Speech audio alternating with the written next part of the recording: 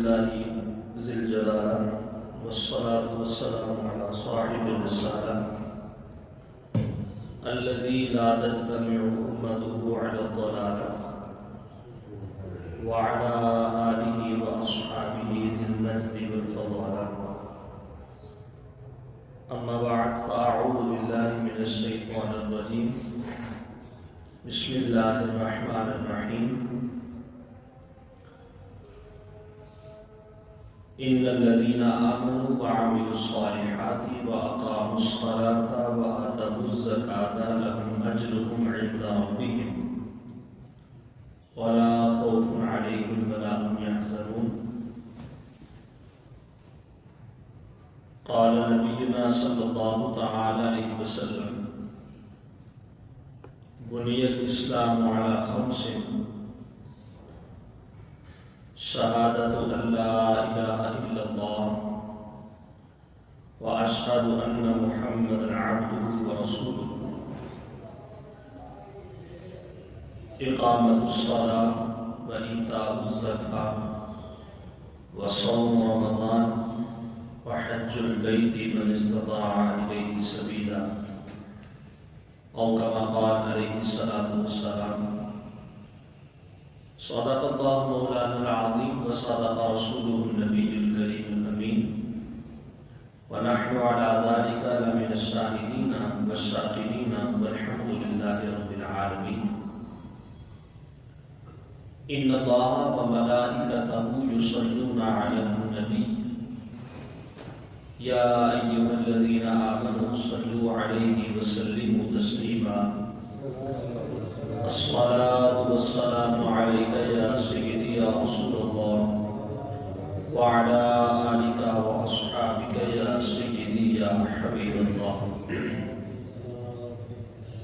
اسلام ما اطاعت خلفاء راشدین،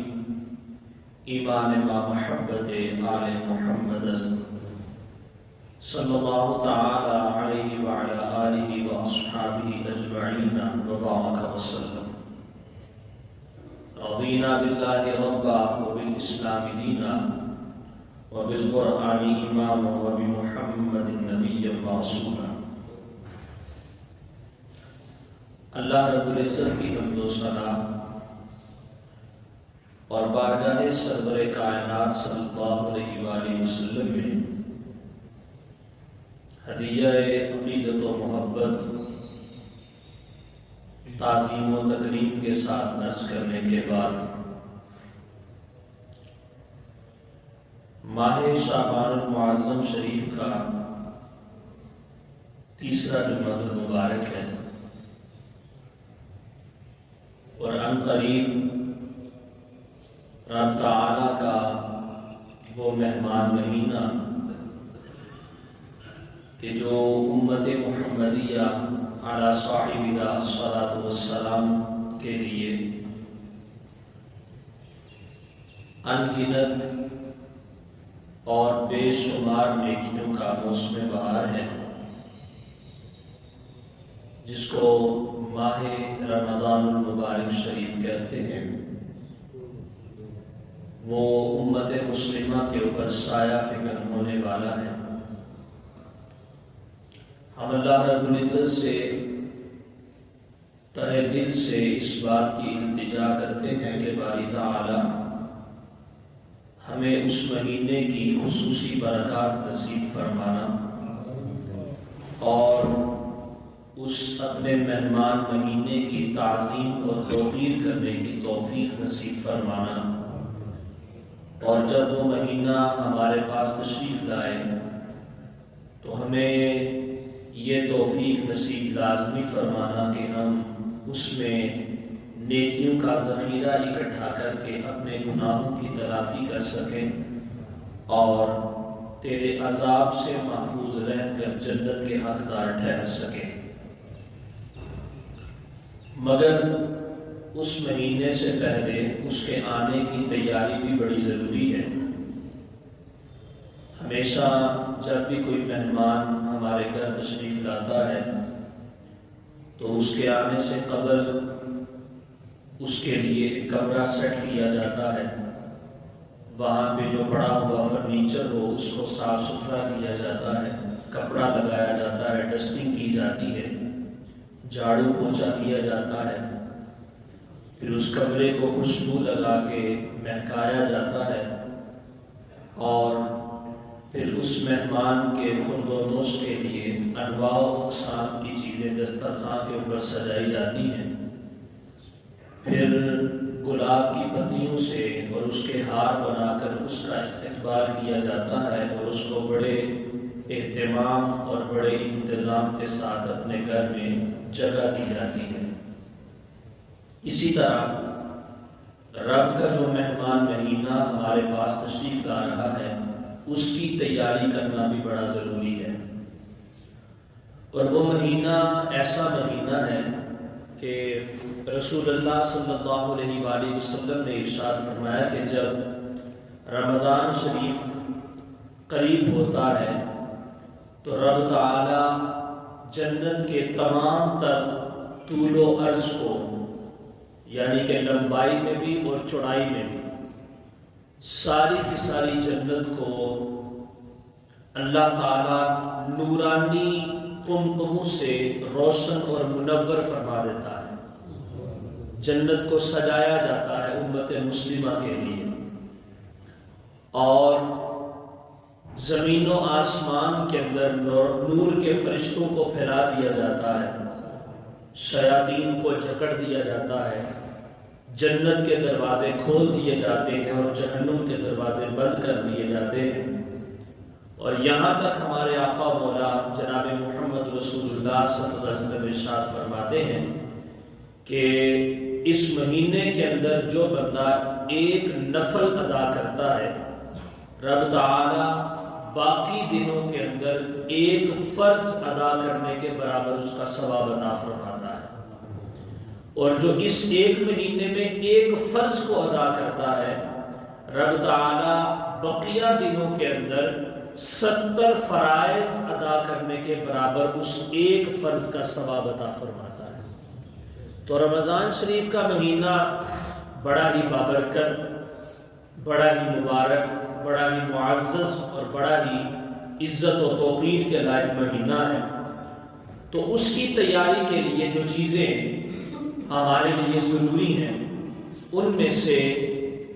سب سے پہلے نمبر پر یہ ہے کہ بنیادی ارکان ہیں جو اسلام کے، ان میں سے جن جن چیزوں کو ہم اپنے وقت کے اوپر ادا کر سکتے ہیں ان کی پابندی کرنا ہمارے لیے لازم ہے۔ بنیادی ارکان اب اسلام کے کون سے ہیں؟ بخاری شریف کی روایت ہے کتاب الایمان کے اندر، میرے آقا مولا صلی اللہ علیہ وآلہ وسلم ارشاد فرماتے ہیں، 8 نمبر حدیث پاک ہے، حضور علیہ السلام ارشاد فرماتے ہیں کہ اسلام کی بنیاد 5 چیزوں پر ہے۔ کتنی چیزوں پر ہے؟ 5 چیزوں پر ہے۔ اسلام کی بنیاد 5 چیزوں پر ہے۔ ان میں سے سب سے پہلے نمبر پر کلمہ توحید اور کلمہ شہادت ہے، کہ رب تعالیٰ کے ایک ہونے کا اقرار کرنا، وحدہ لا شریک ہونے کو تسلیم کرنا، اور جناب محمد رسول اللہ صلی اللہ علیہ وآلہ وسلم کی رسالت و نبوت کا اقرار کرنا، اور آپ کو اللہ کا رسول اور اللہ کا خاص بندہ ماننا، یہ سب سے پہلا رکن ہے۔ سب سے پہلی چیز کہ جو اسلام کے لیے بنیادی حیثیت رکھتی ہے، یہ اس کا بندے کے اوپر یقین کا اثر جو ہے اس کا ظاہر ہونا نہایت ضروری ہے۔ اس کے بعد دوسرے نمبر پر 5 وقت کی نماز ہے، فجر، ظہر، عصر، مغرب اور عشاء، جو نماز بندے کے اوپر فرض ہے، دن میں 5 مرتبہ باجماعت انداز میں جو پڑھی جاتی ہے، ایک اذان کے ساتھ اس کے لیے پکارا جاتا ہے، لوگوں کو مسجد کے اندر اکٹھا کیا جاتا ہے، اس نماز کی پابندی جو ہے وہ مسلمان کے اوپر لازم ہے۔ تیسرے نمبر پہ ماہ رمضان المبارک شریف کے روزے ہیں، وہ 29 ہو جائیں یا 30 ہو جائیں، وہ سارے کے سارے روزے، اگر کوئی مریض ہے یا مسافر ہے تو اس کے لیے چھوٹ ہے، یا اس کے لیے جو ہے وہ اس کو کنسیشن دی گئی ہے، رخصت دی گئی ہے، لیکن جو بندہ صحت مند بھی ہے اور مقیم بھی ہے، مسافر نہیں ہے، روزہ رکھ سکتا ہے، عاقل ہے، بالغ ہے، مسلمان ہے، تو ایسے بندے کے اوپر ماہ رمضان المبارک شریف کے تمام تر روزے رکھنا بھی اس کے اوپر فرض عین ہے۔ یہ اسلام کا تیسرا رکن ہے۔ چوتھے نمبر پہ زکوٰۃ کی ادائیگی ہے، اور پانچویں نمبر پہ حج بیت اللہ کا طواف کرنا، اور جو ہے اس کے لیے اپنے آپ کو کمر بستہ کر کے تیار کر کے حرمین طیبین شریفین کی حاضری کے لیے اللہ کی بارگاہ اور اللہ کے رسول کی بارگاہ میں پیش ہونا ہے۔ اب ان میں سے جو حج ہے وہ تو ہم ادا نہیں کر سکتے رمضان شریف میں، چونکہ اس کے دن نہیں ہے، اس کے لیے مخصوص ایام ہے۔ الحج اشہر معلومات فمن فرض فیہن الحج فلا رفث ولا فسوق ولا جدال فی الحج، کہ حج کے جو مہینے ہیں، حج کے جو دن ہیں وہ مقررہ ہے، وہ معلوم ہے۔ ذی الحج کے مہینے کے اندر اس کا جو ہے اس کی ادائیگی کا اظہار کیا جاتا ہے۔ تو رمضان شریف کے اندر حج تو ہو نہیں سکتا، لیکن نماز کی پابندی ہو سکتی ہے، روزے کی پابندی ہو سکتی ہے، اور صاحب نصاب اور مالدار شخص کے اوپر زکوٰۃ کی ادائیگی کا حکم جو ہے وہ لاگو ہو سکتا ہے، اور اس کے ساتھ ساتھ کلمہ توحید بھی ہے۔ چار ارکان جو ہے اسلام کے بنیادی کے جن کے اوپر اسلام کی عمارت کھڑی ہوئی ہے، ان ارکان میں سے چار ارکان بنیادی جو اسلام کے لیے ضروری ہے، ان کے اوپر رمضان المبارک شریف کے پورے مہینے کے اندر عمل کیا جا سکتا ہے۔ تو ان ساری چیزوں کے بارے میں مسائل کا پتہ ہونا اور ان کے بارے میں اویئرنس ہونا، اگلے جمعے کے اندر انشاءاللہ روزے کے متعلق احکام کو بیان کریں گے۔ آج جو ہے میں نے ان فرائض اور ان ارکان میں سے ایک کو آپ کے سامنے پیش کرنا ہے کہ جس کو زکوٰۃ کہا جاتا ہے۔ زکوٰۃ کی فرضیت، اس کی اہمیت اور امت مسلمہ سے جو اس کا مطالبہ کیا گیا ہے اور اس کی ادائیگی کا طریقہ کار کیا ہے، اس کو میں آپ کے سامنے ذکر کروں گا۔ زکوٰۃ جو ہے یہ ایک اہم فریضہ ہے، اور اس کی ادائیگی جو ہے وہ امت مسلمہ کے لیے انتہائی ضروری ہے۔ اور ایسا نہیں ہے کہ زکوٰۃ صرف اور صرف امت مسلمہ کے اوپر فرض ہوئی، بلکہ سابقہ انبیاء کرام علیہ السلام جو بھی ان میں سے دین ابراہیمی کے اوپر تھا، ملت حنیف کا قائل جو تھا، حضرت ابراہیم علیہ السلام کے بعد جتنے بھی انبیاء کرام علیہ السلام تشریف لائے ہیں، ان میں سے جو اولو العزم رسول ہیں اور درجے کے اندر جو ہے وہ فضائل و کمالات کے اندر باقی انبیاء کرام علیہ السلام سے اعلیٰ درجے کے اوپر فائز ہیں، ان سب کے بارے میں اللہ تعالیٰ نے قرآن پاک میں چیدہ جگہوں کے اوپر بیان فرمایا ہے کہ ان سارے انبیاء کرام علیہ السلام کے اوپر اللہ نے زکوٰۃ کو فرض قرار دیا تھا، اور یہ زکوٰۃ کا اہتمام کیا کرتے تھے۔ مثال کے طور پر سب سے پہلے نمبر پر زکوٰۃ جو ہے حضرت ابراہیم علیہ السلام کے بارے میں اللہ تعالیٰ نے قرآن پاک میں ارشاد فرمایا، سورہ انبیاء، اللہ تعالیٰ فرماتے ہیں وَجَعَلْنَاهُمْ أَئِمَّةً يَهْدُونَ بِأَمْرِنَا وَأَوْحَيْنَا إِلَيْهِمْ فِعْلَ الْخَيْرَاتِ وَإِقَامَ الصَّلَاةِ وَإِيتَاءَ الزَّكَاةِ وَكَانُوا لَنَا عَابِدِينَ۔ وَجَعَلْنَاهُمْ، اللہ تعالیٰ فرماتے ہیں ہم نے ان میں سے أَئِمَّةً، لوگوں کو، کچھ لوگوں کو امام بنایا، امام مقرر کیا، سربراہ بنایا لوگوں کا۔ وہ کیا کرتے تھے؟ یہدون بامرنا، وہ لوگوں کو اچھائی کا درس دیا کرتے تھے، حکم دیا کرتے تھے ہدایت کا۔ اور آگے فرمایا واوحینا الیہم، ہم نے ان کی طرف اس بات کی بھی وحی فرمائی، فعل الخیرات، کے نیک کام کرنے کی ترغیب دیں، لوگوں کو نیک کام کرنے کی ترغیب دیں، وَإِقَامَ الصَّلَاةِ، اور نماز کو قائم کریں، اور دوسرے نمبر پہ وَإِيتَاءَ الزَّكَاةِ، اور زکوٰۃ کو ادا کیا کریں، وَكَانُوا لَنَا عَابِدِينَ، اور وہ بندے ایسے تھے کہ جو یہ سارے کام اپنے اپنے اوقات کے اوپر ادا کر کے اللہ رب العزت کے عبادت گزار بندے بننے والے تھے۔ یہ حضرت ابراہیم علیہ السلام کے بیان کے اندر اللہ رب العزت نے اس کو بیان فرمایا کہ ان کے اوپر ہم نے امر بالمعروف و نہی عن المنکر، اور اس کے ساتھ ساتھ نیک کام کرنا، اور اس کے ساتھ ساتھ اقامت صلاۃ، نماز کو قائم کرنا، جو امت مسلمہ کے اوپر بھی لازم ہے، یہ سابقہ انبیاء کے اوپر بھی تھا، اور اس کے ساتھ ساتھ زکوٰۃ کو ادا کرنا، یہ دونوں فرائض اللہ رب العزت نے سابقہ امتوں میں سے عظیم نبی حضرت جناب سیدنا ابراہیم علیہ نبینا وعلیہ السلام کے اوپر بھی اس چیز کو فرض قرار دیا تھا۔ اس کے بعد حضرت اسماعیل علیہ السلام جو جناب ابراہیم کے بیٹے ہیں، ان کا وصف اللہ نے قرآن پاک میں 16ویں پارے کے اندر بیان کیا، وَاذْكُرْ فِي الْكِتَابِ إِسْمَاعِيلَ إِنَّهُ كَانَ صَادِقَ الْوَعْدِ وَكَانَ رَسُولًا نَبِيًّا وَكَانَ يَأْمُرُ أَهْلَهُ بِالصَّلَاةِ وَالزَّكَاةِ وَكَانَ عِندَ رَبِّهِ مَرْضِيًّا۔ اللہ تعالیٰ ارشاد فرماتا ہے اسماعیل علیہ السلام کے ذکر کو پڑھو، تمہاری کتاب کے اندر موجود ہے۔ وہ کیا تھے؟ وہ صادق الوعد تھے، اپنے وعدے کو پورا کرنے والے تھے۔ وَكَانَ رَسُولًا نَبِيًّا، اور اللہ رب العزت کے نبی بھی تھے، اور اس کے ساتھ ساتھ وعدے کو پورا کرنے کے ساتھ ساتھ ان کا ایک اور وصف بھی تھا، اور وہ یہ تھا وَكَانَ يَأْمُرُ أَهْلَهُ بِالصَّلَاةِ وَالزَّكَاةِ، وہ اپنے گھر والوں کو، اپنے اہل کو، اپنی امت کو، اپنے لوگوں کو، اپنے ماننے والوں کو، اپنے ماتحتوں کو زکوٰۃ کا حکم بھی دیا کرتے تھے کہ ادا کرو، اور نماز کا حکم بھی دیا کرتے تھے کہ اس کی پیروی کرو، اس کو قائم کرو۔ اور آگے فرمایا وَكَانَ عِندَ رَبِّهِ مَرْضِيًّا، اور اپنے رب کے ہر حکم سے وہ راضی تھے اور کسی حکم سے ناراض نہیں تھے، اور رب تعالیٰ کے کسی حکم سے وہ حکم قبول نہیں کرتے تھے، اعراض نہیں کرتے تھے، انحراف نہیں کرتے تھے، بلکہ رب تعالیٰ کے ہر حکم کی وہ بجاوری لایا کرتے تھے، اور رب کے ہر حکم سے وہ راضی تھے۔ تو مختصر یہ کہ جناب اسماعیل علیہ السلام کے اوپر بھی اللہ تعالیٰ نے ان پر اور ان کی امت کے اوپر بھی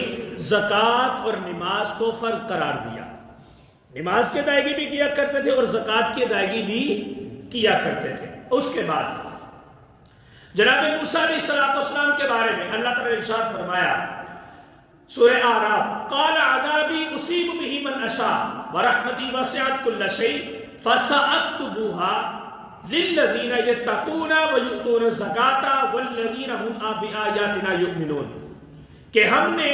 فسأکتبوها، ہم نے ان لوگوں کے حق میں، ہم نے ان سے یہ وعدہ کیا اس بات کا کہ ہم ان کے حق میں ضرور لکھ دیں گے نیکی، اور جناب ان کے حق میں اپنی رحمت، اور ان کے حق میں اپنا کرم اور فضل ان لوگوں کے حق میں لکھ دیا جائے گا کہ جو لوگ یتقون، تقوی کو اختیار کرنے والے ہیں، ویؤتون الزکاة، اور زکوٰۃ کو ادا کرنے والے ہیں۔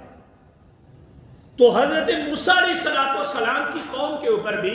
اللہ رب العزت نے زکوٰۃ کو مقرر فرمایا، اور اس کے اندر وہ قارون کا واقعہ بھی آ جاتا ہے۔ سورہ مومن کے اندر اللہ رب العزت نے بیان فرمایا پارہ نمبر 24 کے اندر کہ قارون کو آپ نے، اس کے بڑے خزانے تھے، اور آپ نے اس کو زکوٰۃ کی ادائیگی کا حکم رب تعالیٰ کے حکم سے دیا تھا۔ وہ اس کی تفصیل جو ہے وہ پھر کبھی کسی موقع کے اوپر بیان کریں گے، بہرحال آپ اس کو جانتے ہیں۔ تو امت موسوی کے اوپر بھی اللہ رب العزت نے زکوٰۃ کو فرض قرار دیا۔ اس کے بعد جناب عیسیٰ علیہ السلام کے بارے میں رب تعالیٰ نے سورہ مریم پارہ نمبر 16 کے اندر پہلے جناب اسماعیل علیہ السلام والا واقعہ بھی رب نے سورہ مریم کے اندر بیان کیا، اور یہ جناب عیسیٰ علیہ السلام کے بارے میں بھی سورہ مریم کے اندر اللہ تعالیٰ نے ارشاد فرمایا، جس وقت جناب عیسیٰ علیہ السلام اپنے پنگوڑے کے اندر اپنا تعارف کرواتے ہیں، انی عبد اللہ، میں اللہ کا بندہ ہوں، آتانی الکتاب وجعلنی نبیا، اللہ تعالیٰ نے مجھے کتاب بھی عطا فرمائی ہے اور نبی بھی بنا کر بھیجا ہے۔ اسی میں آپ نے دوسری نشانی اپنی یہ بھی بتائی، وجعلنی مبارکا اینما کنت وَأَوْصَانِي بِالصَّلَاةِ وَالزَّكَاةِ مَا دُمْتُ حَيًّا،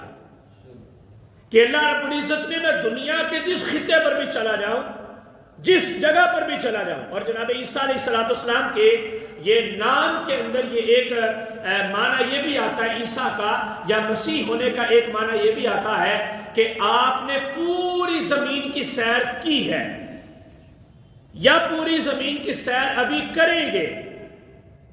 اور آپ کا کوئی مقام نہیں تھا، پوری زمین نے آپ کے وجود کو چوما ہے اور آپ کے وجود سے برکت حاصل کی ہے، اور جو خطے باقی رہ گئے ہیں وہ آپ کے وجود سے ابھی برکت قرب قیامت حاصل کریں گے، چونکہ جناب عیسیٰ علیہ السلام دوبارہ تشریف لائیں گے حضور علیہ السلام کی شریعت کے علم بردار بن کے۔ تو جناب عیسیٰ علیہ السلام نے فرمایا کہ مجھے رب نے یہ بھی منصب عطا فرمایا کہ میں دنیا میں جہاں پر بھی چلا جاؤں رب تعالیٰ نے میرے وجود سے برکتیں ہی برکتیں پیدا فرمائی ہیں، مجھے برکت والا بنایا، اور ساتھ فرمایا وَأَوْصَانِي، مجھے یہ وصیت کی ہے اللہ تعالیٰ نے، مجھے یہ حکم دیا ہے بِالصَّلَاةِ کہ نماز کو ادا کرنا ہے، وَالزَّکَاةِ اور زکوٰۃ کو ادا کرنا ہے، کب تک؟ مَا دُمْتُ حَيًّا، جب تک میں زندہ ہوں، جب تک میری زندگی ہے۔ تو میرے اوپر یہ حکم واجب ہے کہ دنیاوی اعتبار سے میرا جو بھی ٹائم پیریڈ ہے، زمین کے خطے کے اوپر میں جتنی دیر بھی رہنے والا ہوں، میرے لیے یہ حکم ہے کہ میں نے اللہ کے اس حکم کو پورا کرنا ہے، اور اس میں نماز کی ادائیگی بھی آ جاتی ہے اور اس میں زکوٰۃ کی ادائیگی بھی آ جاتی ہے۔ اور آپ کے اوصاف کے بارے میں رسول کائنات صلی اللہ علیہ وآلہ وسلم نے یہ ارشاد فرمایا کہ ابو ہریرہ رضی اللہ تعالیٰ عنہ سے یہ روایت منقول ہے، حضور نے ارشاد فرمایا کہ قرب قیامت جب جناب عیسیٰ علیہ السلام تشریف لائیں گے اور آپ کو آ کے تبلیغ کریں گے، حضور علیہ السلام کے دین کے علمبردار بن کے آئیں گے، حاکم اور عادل بن کے آئیں گے، صلیب کو توڑیں گے، جزیے کو ختم کریں گے، تو زکوٰۃ کے اعتبار سے حضور علیہ السلام ارشاد فرماتے ہیں کہ مال کی ان لوگوں کے اندر اس وقت امت مسلمہ کے اندر اتنی فراوانی ہو جائے گی کہ کوئی بھی بندہ امت مسلمہ میں زکوٰۃ لینے والا نظر نہیں آئے گا، کوئی غریب نظر نہیں آئے گا،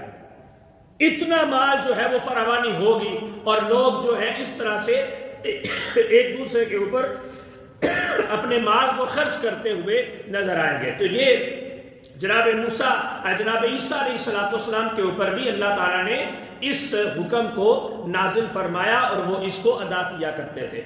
تو خلاصہ اس پوری بات کا یہ نکلا کہ امت مسلمہ کے اوپر صرف زکوٰۃ فرض نہیں ہے، بلکہ سابقہ بھی امتیں جو دین حنیف کے اوپر تھی، جو ملت ابراہیمی کے اوپر تھی، چاہے وہ بنی اسرائیل کے لوگ ہوں یا بنی اسماعیل کے لوگ ہوں۔ بنی اسماعیل کے لوگ تو ہم ہیں نا، امت مسلمہ والے، اور بنی اسرائیل والے لوگ وہ جو یہودی اور نصرانی جناب عیسیٰ کے پیروکار، جناب موسیٰ کے پیروکار تھے، ان لوگوں کے اوپر بھی اللہ رب العزت نے زکوٰۃ اور نماز کی فرضیت کو لازم قرار دیا تھا۔ تو یہ فریضہ ایک ایسا فریضہ ہے کہ جس کو رب تعالیٰ نے امت مسلمہ کے لیے بہت خوب اور بڑا ہی پسند فرمایا ہے۔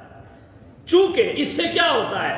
اس سے یہ ہوتا ہے کہ ہمارا جو مال ہے وہ ہر قسم کی گندگی سے پاک ہو جاتا ہے، ایک بات۔ دوسری بات یہ ہے کہ غریب غربا اور یتامہ مساکین کے دل سے امراء اور بڑے لوگ اور امیر کبیر لوگوں کے بارے میں جو حسد اور بغض ہوتا ہے، ظاہری بات ہے حسد اور بغض تو خود بخود پیدا ہوگا جب امراء اپنا حصہ نہیں نکالیں گے، اور غریب بیچارے دن بدن روز بروز بھوکے مرتے جائیں گے، اور وہ دنیاوی اس طرح کی لذتوں سے فائدہ مند نہیں ہو سکے کہ جیسے وہ امیر ہو رہا ہے، تو ظاہری بات ہے حسد اور بغض تو پیدا ہوگا، نفرت تو پیدا ہوگی۔ پھر ان کے دل سے یہ دعائیں تو نکلیں گی کہ مولا ان کو ہلاکت عطا فرما۔ تو فرمایا کہ زکوٰۃ جو ہے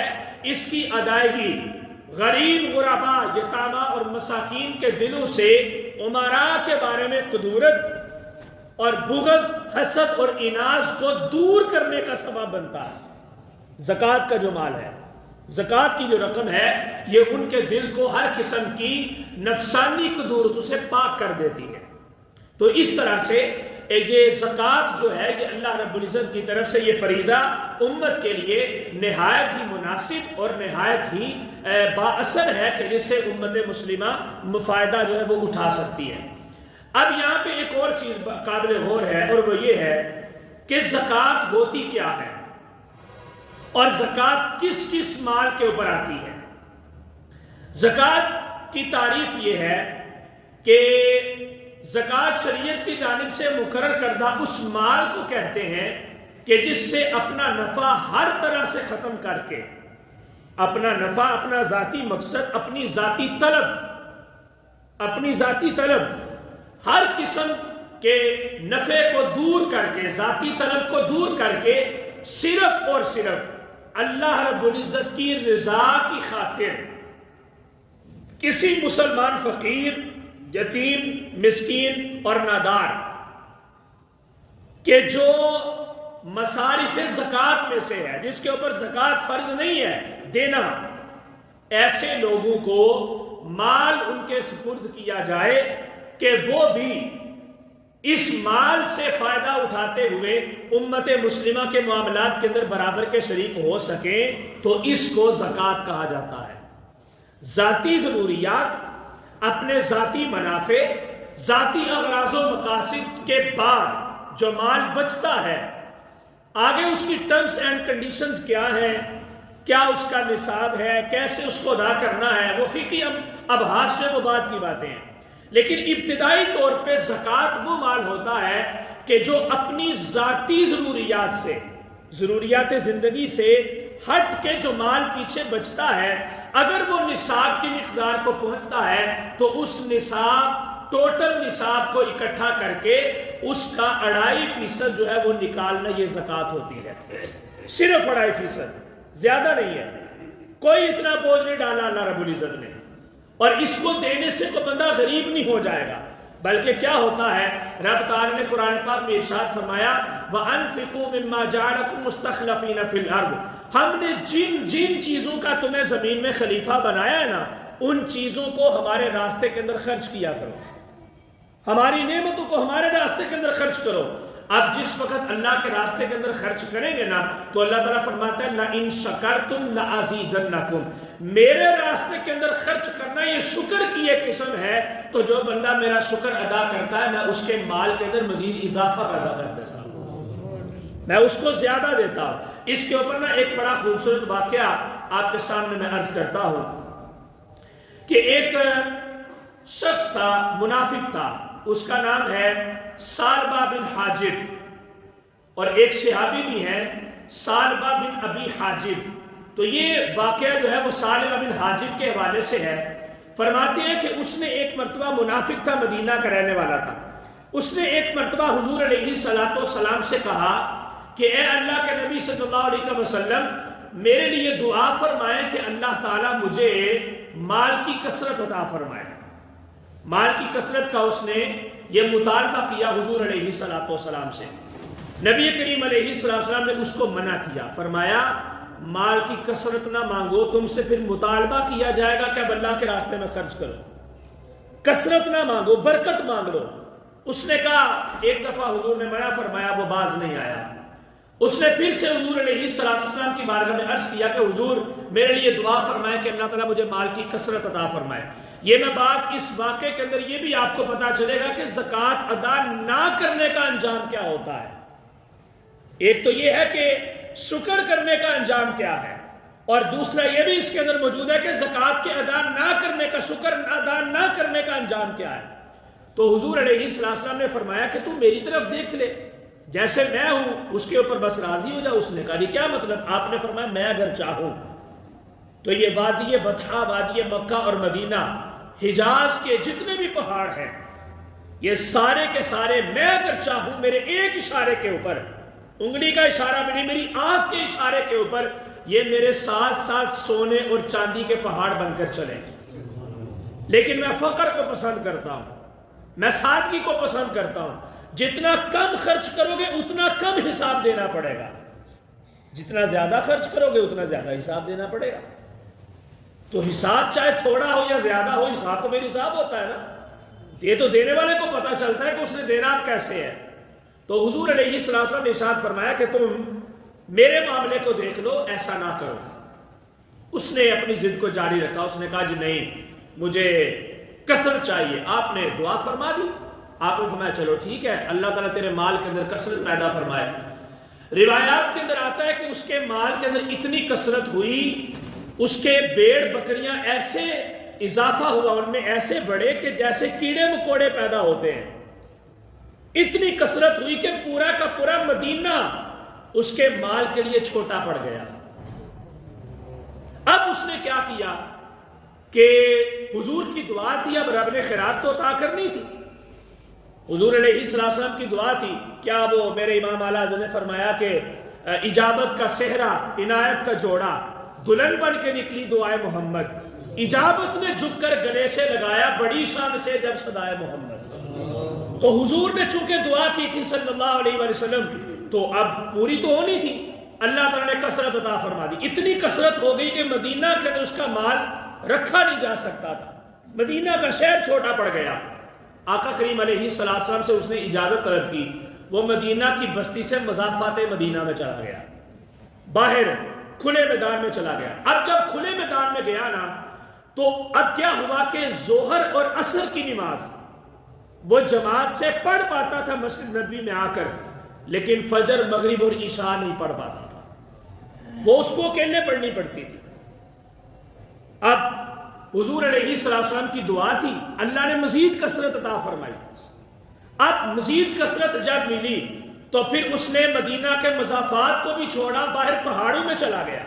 مال اتنا زیادہ ہو گیا، پہاڑوں میں چلا گیا تو اللہ کے نبی صلی اللہ علیہ وسلم کی بارگاہ میں اب صرف جمعے کو حاضر ہوتا تھا، وہ ظہر اور عصر کی نماز جو جماعت سے پڑھتا تھا وہ بھی جاتی نہیں، اب پانچوں نمازیں اکیلا پڑھتا تھا تنہا تنہا اپنی جگہ پہ، اور صرف ایک دن ہفتے کے بعد حضور کی خدمت میں جا کے سلام عرض کیا تھا اور جمعہ پڑھ لیتا تھا۔ چلتے چلتے یوں ہوا کہ مال اس کا مزید بڑھ گیا اور وہ مزید دور پہاڑوں کی طرف نکل گیا۔ اب یہ ہوا کہ جو جمعہ بھی جا کے پڑھتا تھا اس کا جمعہ بھی رہنے لگا، جمعہ بھی گیا، نمازیں بھی گئی، جو با جماعت پڑھتا تھا کوئی ایک نماز اس کو جماعت کے ساتھ نہیں ملتی تھی، مال اتنا زیادہ ہو گیا تھا کہ بستی کے اندر شہر کے اندر وہ رہ نہیں سکتا تھا، اور پھر جب چونکہ اس کی حرص تھی نا، طمع تھا کہ مجھے ملے، اب جب اتنا زیادہ مل چکا تھا تو اب وہ چھوڑ کے بھی نہیں جا سکتا تھا،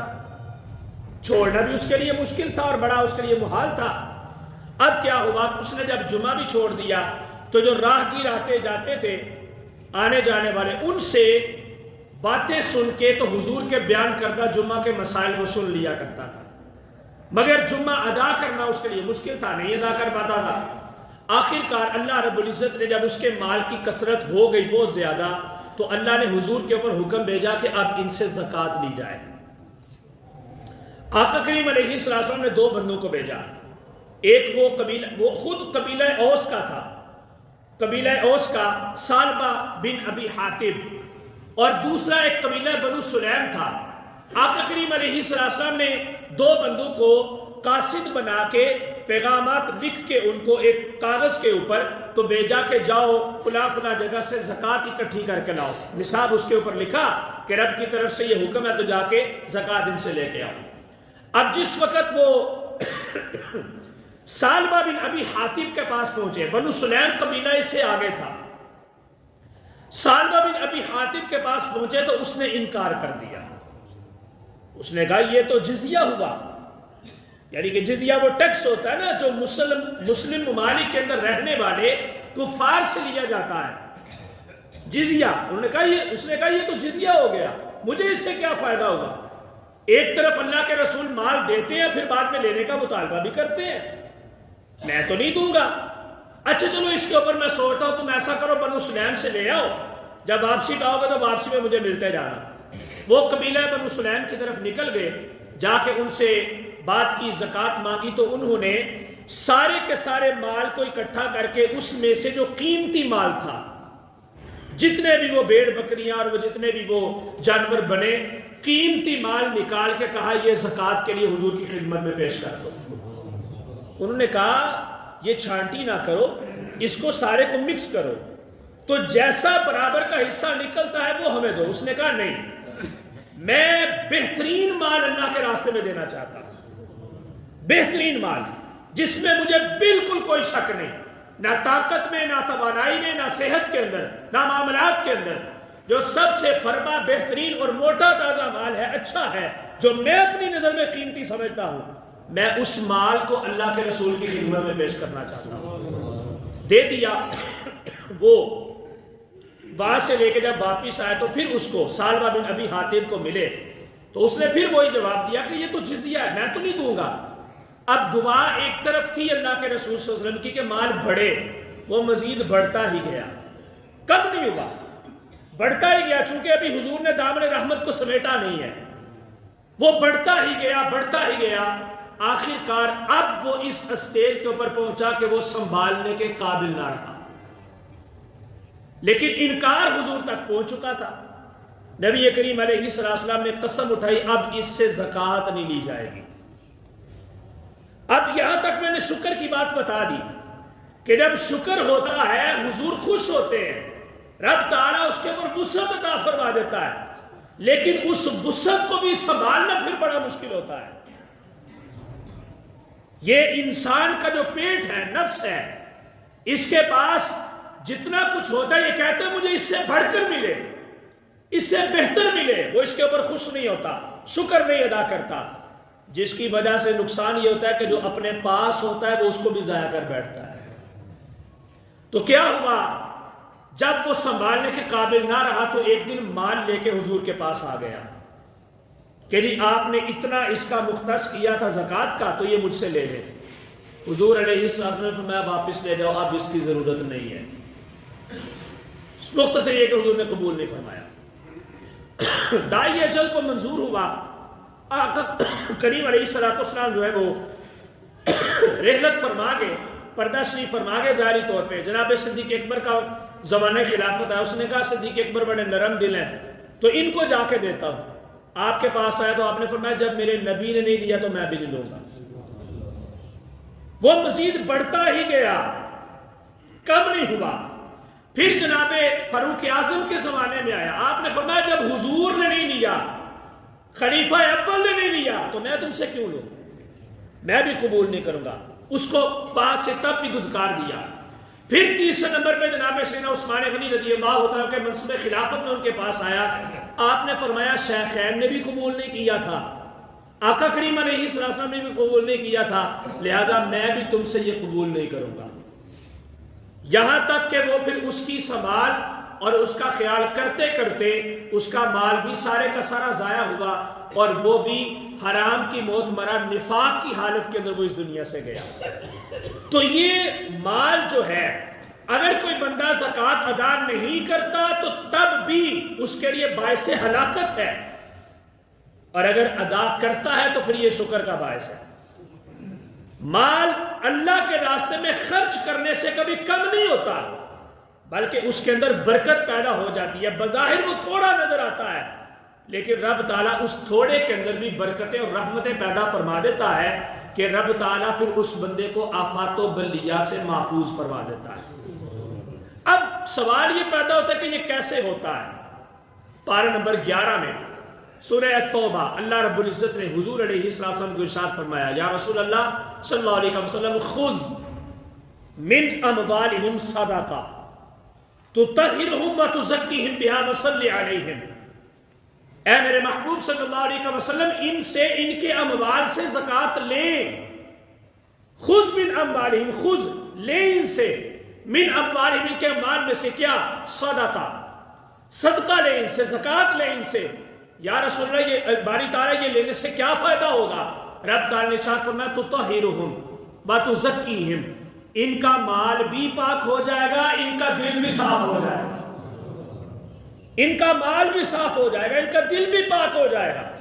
جب یہ رب کی بارگاہ میں صدقہ کریں گے مال کو تو ان کی بلائیں دور ہو جائیں گی، نفسانی خواہشات میں رب تعالیٰ صبر پیدا کر دے گا، ان کے مال کے اندر برکت پیدا ہو جائے گی۔ اور آگے فرمایا اے لوگوں وظیفہ دے دیا، اگر حضور علیہ السلام کی دعاؤں کے مستحق ہونا چاہتے ہو تو اللہ کے دیے ہوئے مال اور رزق میں سے اس کے راستے میں خرچ کرو۔ اب آپ پوچھیں گے مولوی صاحب یہ کہاں پہ اللہ نے فرمایا؟ اسی آیت میں اللہ نے ارشاد فرمایا ان سے مال لے، ان کو پاک کریں، ان کا تزکیہ کریں، وصلی علیہم، اور ان کے لیے دعا بھی کیا کریں۔ وصلی علیہم، جب آپ دعا کریں گے تو میں ان کے اوپر خاص رحمتیں نازل کروں گا۔ ویسے تو میری رحمت سب کے لیے برابر ہی ہے، کافروں کو بھی مل رہی ہے، مومنوں کو بھی مل رہی ہے، اپنے بھی اس سے لطف اندوز ہو رہے ہیں، پرائے بھی ہو رہے ہیں۔ لیکن جب آپ دعا کریں گے نا تو جیسے سالبہ بن ابی حاتم کو میں نے آپ کی دعا کی وجہ سے خاص برکتیں عطا فرمائی تھی، آپ کے غلام جب آپ کی مرضی کو پورا کریں گے تو جب آپ ان کے اوپر خوش ہو جائیں گے تو میں ان کا رب رحیم اور کریم ہونے کی وجہ سے آپ کی دعاؤں کی برکت سے ان کے اوپر خاص رحمتوں کو نازل فرما دوں گا۔ تو زکوٰۃ کی ادائیگی اور بقیہ بھی جو امور شریعت ہیں ان تمام تر امور کی ادائیگی جو ہے یہ رسول کائنات صلی اللہ علیہ وآلہ وسلم کی رضا، خوشنودی اور آقا کریم علیہ السلام کے خوش ہونے کا سبب بنتی ہے۔ تو جن لوگوں کو اللہ رب العزت نے وسعت عطا فرمائی ہے، یہ باہر فلیکس لگی ہوئی ہے، اس کے اوپر میرا نمبر لکھا ہوا ہے. اب چونکہ وقت اتنا نہیں ہے اس لیے میں اس کے مزید مسائل کو وضاحت کے ساتھ بیان نہیں کر پا رہا. انشاءاللہ اگلے جمعے کے اندر اس کا پارٹ ایک تھوڑے سے وقت میں بیان کروں گا، پھر اس کے ساتھ میں رمضان کے مسائل بھی ذکر کروں گا. تو جس کو کوئی بھی مسئلہ ہو کہ زکوٰۃ کس پہ فرض ہوتی ہے، ادا کیسے کرنی ہے، کیا کیا جائے، کن لوگوں کو دی جائے، کس وقت میں دی جائے، کب فرض ہوتی ہے، کس حالت میں فرض ہوتی ہے اور کس مال کے اوپر فرض ہوتی ہے، وہ مجھ سے رابطہ کر کے واٹس ایپ کے اوپر پوچھنا چاہے، ویسے کال کرنا چاہے، وہ مجھ سے پوچھ سکتے ہیں. میں انشاءاللہ ان کی مسائل کی اویئرنس دوں گا. تو آپ میں سے جو بھی بندہ اس قابل ہے کہ اللہ رب العزت نے ماشاءاللہ پہلے سے ہی بڑے اس بات کے اوپر تیار ہیں، زکوٰۃ دیا کرتے ہیں لوگ، لیکن میں یہ چاہتا ہوں کہ مزید بہتر طریقے سے اس کو ادا کیا جائے. ہر بندہ جو دیتے ہیں وہ تو پہلے سے ہی دیتے ہیں، مزید اس کے اوپر اچھے ہوں، اور جو نہیں دیتے ان کو بھی ترغیب حاصل کرنی چاہیے کہ یہ مال آپ کے لیے زکوٰۃ اگر نہیں دیں گے تو ہلاکت کا باعث بنے گا، اور اگر زکوٰۃ دیں گے تو بھائی کمی سے نہ ڈرنا، کچھ نہیں ہوتا. قرآن پاک میں رب نے شیطان کا ایک وصف ذکر فرمایا ہے. کیا اللہ تعالیٰ ارشاد فرماتا ہے پارہ نمبر 3 سورہ البقرہ کے اندر، یا ایھا الذین آمنوا انفقوا من طیبات ما کسبتم ومما اخرجنا لكم من الارض ولا تیمموا الخبیث منه تنفقون ولستم بآخذه الا ان تغمضوا فیہ واعلموا ان اللہ غنی حمید. الشیطان یعدکم الفقر وَيَأْمُرُكُمْ بِالْفَحْشَاءِ. شیطان جو ہے یہ تمہارے دل کے اندر یہ ڈر پیدا کرتا ہے، زکوٰۃ دو گے تو غریب ہو جاؤ گے، فقیر ہو جاؤ گے. الشیطان یعدکم الفقر، زکوٰۃ دو گے تو فقیر ہو جاؤ گے. یہی کام اس قارون نے کیا تھا. 70 اونٹ اس کے خزانوں کی چابیاں اٹھاتے تھے، 70 اونٹ. جب اس کو زکوٰۃ کہی گئی کہ اپنے مال کا 2.5% دو، 40واں حصہ دو، تو جب اس کا مال اکٹھا کیا گیا تو وہ پہاڑوں کے برابر خزانہ بن چکا تھا. دل بے ایمان ہو گیا، اس نے کہا نہیں. پھر حکم ہوا، اللہ نے جناب موسیٰ سے فرمایا اس کو بولو 40واں نہیں 1000واں حصہ دے دو. اب جب 1000واں حصہ دیا تو پہلے سے 10 پہاڑ کم ہو گئے، لیکن مال کی کثرت تب بھی بڑی زیادہ تھی. دل بے ایمان تھا، اس نے کہا میں اتنا دے دوں، یہ کیسے ممکن ہو سکتا ہے. پھر اس نے غلط کاریاں کرنی شروع کی، یہاں تک کہ جناب موسیٰ علیہ السلام کے اوپر زنا کی تہمت لگا دی، اور آپ کی دعائے جلال کی وجہ سے وہ آج بھی اللہ کے عذاب کی لپیٹ کے اندر ہے، آج بھی اس گرفت کے اندر ہے. تو اس لیے اللہ تعالیٰ نے فرمایا کہ یہ تمہیں اکساتا ہے اس بات کے اوپر. اس نے مہلت مانگی تھی اللہ سے کہ میں تیرے بندوں کو تیرے راستے سے ہٹاؤں گا، میں تیری طرف ان کو نہیں آنے دوں گا. لا تجد اکثرهم شاکرین، اکثر بندوں کو تو دیکھے گا کہ تیرا شکر ادا نہیں کریں گے. رب تعالیٰ نے فرمایا جا دوڑ ڈالا جنہیں لگ رہی ہے لا کے ویکھ لے، جڑے میرے نے وہ میرے ہی نے، وہ چاہے چند ایک ہی کیوں نہ ہو، 1000 کے بدلے میں کوئی ایک ہی کھڑا کیوں نہ ہو جائے. 313 بھی تھے نا بدر کے میدان کے اندر، رب نے ان کو بھی تو فتح دی تھی نا. ایک چاہے آ جائے لیکن صاف دل والا ہو، پکی نیت والا ہو، استقامت والا ہو، رب اس کو بھی برکت عطا فرما دیتا ہے. تو یہ شیطان ڈراتا ہے، انما یعدکم الشیطان یعدکم الفقر ویأمرکم بالفحشاء. اللہ نے فرمایا یہ تمہیں بے حیائی کا حکم دے گا، نہ دینا زکوٰۃ، فقیر ہو جاؤ گے، ڈرائے گا تمہیں. آگے اللہ تعالیٰ فرماتا ہے واللہ یعدکم مغفرۃ منہ وفضلا. اس کے تو پاس ہے ہی کچھ نہیں ہے، اس کو تو رب نے بنایا ہے. دینے والا تو رب ہے، لینے والا بھی رب ہے. تو رب کہہ رہا ہے کہ تم میری طرف دیکھو، میں تم سے وعدہ کرتا ہوں جب تم میرے راستے کے اندر مال کو خرچ کرو گے تو میں تمہیں اس میں اضافہ بھی عطا فرماؤں گا اور ساتھ ساتھ تمہارے گناہوں کو بھی معاف کر دوں گا. تو مجھے بتائیں شیطان کا وعدہ کھڑا ہے کہ رب کا وعدہ کھڑا ہے؟ تو ہمیں رب کے وعدے کی طرف جانا چاہیے. لہٰذا اپنے قرب و جوار، اپنے اہل و یال، اپنے عزیز و قارب، اپنے علاقے، اپنی بستی، اپنے شہر، اپنے گاؤں دیہات محلے، اپنے گھروں میں دیکھیں کہ کون بندہ ایسا ہے کہ جو مستحق ہے اور آپ کا مال اس بات کے لیے تیار ہے کہ وہ اس کی مدد کر سکتا ہے. تو اللہ کے دیے ہوئے مال میں سے رمضان شریف کے اندر خاص طور پہ لازمی اس چیز کا اہتمام کریں، زکوٰۃ نکالیں، زکوٰۃ ادا کیا کریں، اللہ رب العزت آپ کے مال کے اندر وسعتیں پیدا فرما دے گا۔ بقیہ اس کے جو مسائل ہیں انشاءاللہ اگلے جمعے کے اندر ذکر کریں گے، تو اگر کوئی اس سے پہلے پوچھنا چاہتا ہے تو وہ میرے ساتھ ٹیلی فون کے اوپر، واٹس ایپ وغیرہ کے اوپر رابطہ کر سکتے ہیں۔ انشاءاللہ العزیز ہم ان کو مکمل رہنمائی دیں گے اور اس کے اوپر عمل کریں، تاکہ ہمارے معاشرے کے اوپر جو بہت بڑا بوجھ ہے اللہ رب العزت کے عذاب کا وہ دور ہو سکے اور ہم خوشحالی کے اندر آ سکے اور معیشت ہماری بہتر ہو سکے۔ اللہ رب العزت ہمیں عمل کی توفیق عطا فرمائے۔